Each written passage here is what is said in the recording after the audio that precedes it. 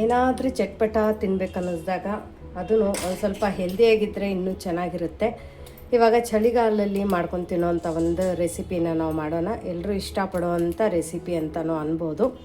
ಸ್ವಲ್ಪ ಹೆಲ್ದಿಯಾಗಿಯೂ ಇರುತ್ತೆ, ಸ್ವಲ್ಪ ಅನ್ಹೆಲ್ದಿಯಾಗಿಯೂ ಕೂಡ ಇರುತ್ತೆ. ಏನಪ್ಪ ಹೆಲ್ದಿ ಏನಪ್ಪ ಅನ್ಹೆಲ್ದಿ ಅಂದರೆ ನಾನು ಮುಂದೆ ವಿಡಿಯೋದಲ್ಲಿ ನಿಮ್ಗೆ ಹೇಳ್ತೀನಿ. ಈ ವಿಡಿಯೋ ನೋಡಿದ ತಕ್ಷಣ ನಿಮಗೂ ಕೂಡ ಗೊತ್ತಾಗುತ್ತೆ.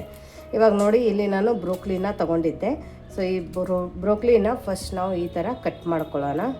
ನೋಡಿ, ತುಂಬ ಚೆನ್ನಾಗಿದೆ ಬ್ರೋಕ್ಲಿ. ಇದು ತುಂಬ ಜಾಸ್ತಿ ನಾವು ತಕ್ಕೋಬಾರ್ದು. ಇವಾಗ ಇದ್ರದ್ದೇನು ಸ್ಟೆಮ್ ಇರುತ್ತಲ್ಲ, ಇದನ್ನು ನೀವು ಬಿಸಾಕಬೇಡಿ. ಸಾಂಬಾರು ಮಾಡಬೇಕಾದ್ರೆ ಇದನ್ನು ನೀವು ಬರೀ ಹಿಂದ್ಗಡೆ ಭಾಗನ ಕಟ್ ಮಾಡಿಬಿಟ್ಟು ಆಮೇಲೆ ಸೈಡನ್ನು ಕೂಡ ಒಂದು ಸ್ವಲ್ಪ ಈ ಥರ ತೆಗೆದುಬಿಟ್ಟು ಚಿಕ್ಕದಾಗಿ ನಾವು ಹೇಗೆ ಈರುಳ್ಳಿ ಟೊಮೆಟೊ ಕಟ್ ಮಾಡ್ತೀವಲ್ಲ ಆ ಥರ ಇದನ್ನು ಕಟ್ ಮಾಡಿ ಸಾಂಬಾರು ಮಾಡಬೇಕಾದ್ರೆ ಸಾಂಬಾರಲ್ಲಿ ಹಾಕಿ ನಿಮಗೆ ತುಂಬ ಜಾಸ್ತಿ ನ್ಯೂಟ್ರಿಷನ್ ಸಿಗುತ್ತೆ. ಈ ಸ್ಟೆಮ್ಮಲ್ಲಿನೂ ಕೂಡ ತುಂಬ ಜಾಸ್ತಿ ನ್ಯೂಟ್ರಿಷನ್ ಇರುತ್ತೆ. ಸೊ ಇವಾಗ ಇದನ್ನು ನಾನು ಆಮೇಲೆ ಸಾಂಬಾರಿಗೆ ಯೂಸ್ ಮಾಡ್ಕೋತೀನಿ. ಅಷ್ಟೊತ್ತನ ಇದನ್ನು ನಾನು ಪಕ್ಕಕ್ಕೆ ಎತ್ತಿಟ್ಕೋತೀನಿ. ಇವಾಗ ನೋಡಿ, ಈ ಬ್ರೋಕ್ಲಿನ ನಾವು ಈ ಥರ ಕಟ್ ಮಾಡ್ಕೋಬೇಕು. ಬರೀ ಕಟ್ ಮಾಡಿದರೆ ಸಾಕು, ಈ ಥರ ಬರುತ್ತೆ. ನೋಡಿ, ಈ ಸೈಜಲ್ಲಿ ನಾವು ಮಾಡ್ಕೋಬೇಕು. ನೋಡಿ, ಎಲ್ಲ ಬ್ರೋಕ್ಲಿನೂ ಕ್ಲೀನ್ ಮಾಡ್ಕೊಂಡಾಗಿದೆ. ಇವಾಗ ಈ ಬ್ರೋಕ್ಲಿನ ನಾವು ಪಕ್ಕಕ್ಕೆ ಇಡೋಣ. ನೋಡಿ, ಇವಾಗ ಒಂದು ಬೌಲನ್ನು ತೊಗೊಂಡ್ಬಿಟ್ಟು ಇದ್ರ ಒಳಗಡೆ ನಾವು ಬ್ರೋಕ್ಲಿನ ಹಾಕ್ಕೊಳ್ಳೋಣ. ಇನ್ನು ಯಾರು ನೀವು ನಮ್ಮದು ವಾಟ್ಸಪ್ ಗ್ರೂಪನ್ನು ಜಾಯಿನ್ ಆಗಿಲ್ಲ ಅಂದರೆ ವಿಶ್ವಲ್ ಅಡುಗೆ ಮನೆ ವಾಟ್ಸಪ್ ಗ್ರೂಪ್ ಲಿಂಕನ್ನು ಡಿಸ್ಕ್ರಿಪ್ಷನ್ ಬಾಕ್ಸಲ್ಲಿ ಕೊಟ್ಟಿದ್ದೀವಿ. ಆ ಲಿಂಕ್ ಮೇಲೆ ಕ್ಲಿಕ್ ಮಾಡಿದರೆ ಸಾಕು, ನೀವು ನಮ್ಮ ಜೊತೆ ಕನೆಕ್ಟ್ ಆಗ್ತೀರಾ. ಇವಾಗ ಈ ಬ್ರೋಕ್ಲಿ ಒಳಗಡೆ ನಾವು ಬಿಸಿ ಬಿಸಿ ನೀರನ್ನು ಹಾಕ್ಕೋಬೇಕು. ನೋಡಿ, ಬ್ರೋಕ್ಲಿ ಮುಳುಗೋಷ್ಟು ಇಲ್ಲಿ ನಮಗೆ ನೀರನ್ನು ಹಾಕೋಬೇಕಾಗಿದೆ. ಪರ್ಫೆಕ್ಟ್. ಇವಾಗ ಇದರೊಳಗಡೆ ಒಂದು ಅರ್ಧ ಸ್ಪೂನಷ್ಟು ಉಪ್ಪನ್ನು ಹಾಕ್ಕೊಂಡು ಇದನ್ನು ಮಿಕ್ಸ್ ಮಾಡ್ಕೊಳ್ಳೋಣ. ಯಾಕಂದರೆ ಇಲ್ಲಿ ನಾವು ಬ್ರೋಕ್ಲಿ ಕುದಿಸ್ಕೊಳ್ಳೋದಿಲ್ಲಲ್ಲ, ಸೊ ಹಾಗಾಗಿ ಬಿಸಿ ನೀರಿಗೆ ಉಪ್ಪು ಹಾಕಿಡೋದ್ರಿಂದ ಬ್ರೋಕ್ಲಿ ಕ್ಲೀನು ಕೂಡ ಆಗುತ್ತೆ, ಸ್ವಲ್ಪ ಸಾಫ್ಟು ಕೂಡ ಆಗುತ್ತೆ. ನೋಡಿ, ಪರ್ಫೆಕ್ಟ್. ಇವಾಗ ಇದನ್ನ ಎತ್ತಿ ಪಕ್ಕಕ್ಕಿಡೋಣ. ಇವಾಗ ಇಲ್ಲಿ ಇನ್ನೊಂದು ಬೌಲನ್ನು ತಗೊಳ್ಳೋಣ. ಇದ್ರೊಳಗಡೆ ಇಲ್ಲಿ ನಿಮ್ಗೆ ಬೇಕಾಗಿರೋಂಥ ಎಲ್ಲ ತರಕಾರಿಗಳನ್ನ ಹಾಕೋಬೋದು. ಬಟ್ ಇಲ್ಲಿ ನಾನು ಜಾಸ್ತಿ ಪ್ರಮಾಣದಲ್ಲಿ ಜೋಳನ ಹಾಕೋತಾ ಇದ್ದೀನಿ. ಯಾಕಂದರೆ ತುಂಬ ಸಖತ್ತಾಗಿ ಟೇಸ್ಟ್ ಬರುತ್ತೆ, ತುಂಬ ಸಖತ್ತಾಗಿ ಅನಿಸುತ್ತೆ ತಿನ್ನಬೇಕಾದ್ರೆ. ಆ ಕ್ರಿಸ್ಪಿನೆಸ್ಸು, ಆ ಕ್ರಂಚಿನೆಸ್ಸು ವಾವ್ ಅನ್ಬೋದು. ಇವಾಗ ಇದ್ರೊಳಗಡೆ ಕ್ಯಾಪ್ಸಿಕಮ್ ಕೂಡ ಸಣ್ಣದಾಗಿ ಕಟ್ ಮಾಡಿ ಹಾಕ್ಕೊಂಡಿದ್ದೀನಿ. ಸಣ್ಣದಾಗಿ ಅಂದರೆ ಸ್ಲೈಸಲ್ಲಿ ಈ ಥರ ಉದ್ದ ಕಟ್ ಮಾಡಿ ಹಾಕ್ಕೊಂಡಿದ್ದೀನಿ.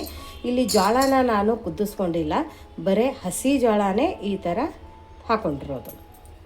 ಇವಾಗ ಕ್ಯಾಪ್ಸಿಕಮ್ ಹಾಕೊಂಡ ನಂತರ ಇದರೊಳಗಡೆ 2 ಈರುಳ್ಳಿನ ಹಾಕ್ಕೊಳ್ಳೋಣ. ನೋಡಿ, ನಾನು ಇಲ್ಲಿ 2 ಜೋಳನ ತೊಗೊಂಡಿದ್ದೀನಿ. 2 ಜೋಳಕ್ಕೆ 1 ಕ್ಯಾಪ್ಸಿಕಮ್ಮು, 2 ಈರುಳ್ಳಿನ ಹಾಕ್ಕೊಂಡಿದ್ದೀನಿ.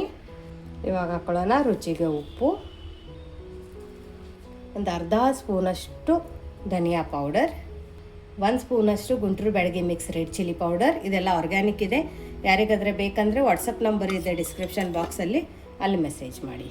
ಅದ್ರ ಜೊತೆ ಸ್ವಲ್ಪ ಅರಿಶಿಣದ ಪುಡಿ, ಸ್ವಲ್ಪ ಜೀರಿಗೆ, ಸ್ವಲ್ಪ ಓಂಕಾಳು, ಇದೆಲ್ಲನೂ ನಾವು ಇವಾಗ ನೀಟಾಗಿ ಮಿಕ್ಸ್ ಮಾಡ್ಕೊಳ್ಳೋಣ. ನೋಡಿ, ಮಸಾಲೆ, ಉಪ್ಪು ಎಲ್ಲದೂ ನಮ್ಮ ಕ್ಯಾಪ್ಸಿಕಮು, ಈರುಳ್ಳಿ, ಕಾರ್ನಿಗೆ ಚೆನ್ನಾಗಿ ಹತ್ತಬೇಕು.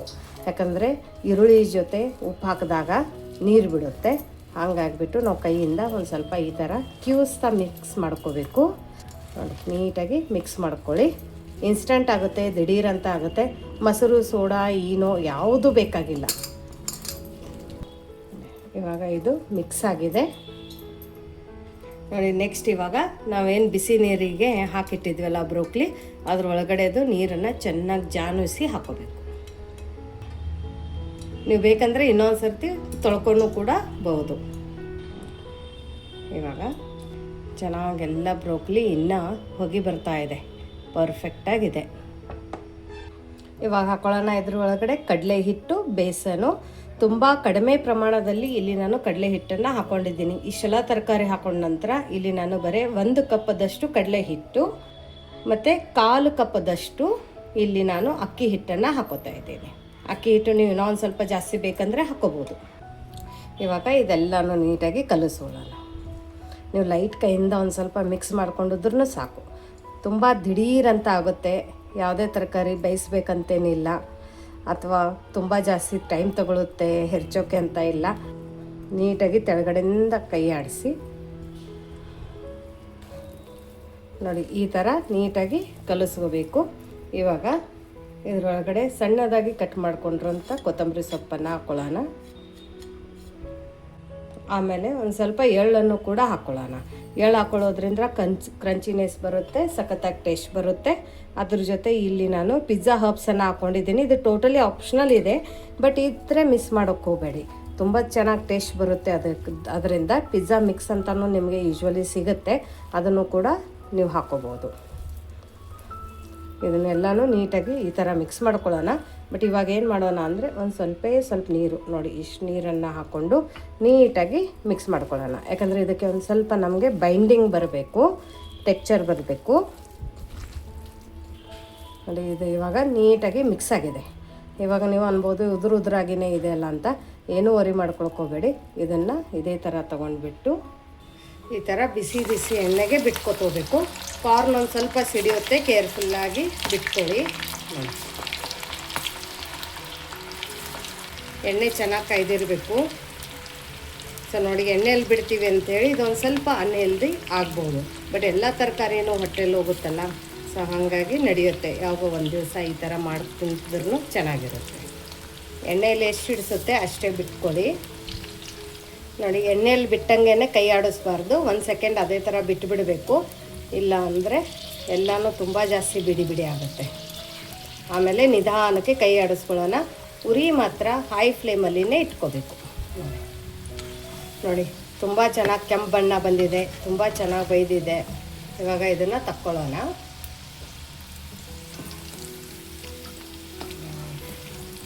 ಕ್ರಿಸ್ಪಿಯಾಗಿ ಕ್ರಂಚಿಯಾಗಿ ಸೂಪರಾಗಿ ಬಂದಿದೆ ನೋಡಿ.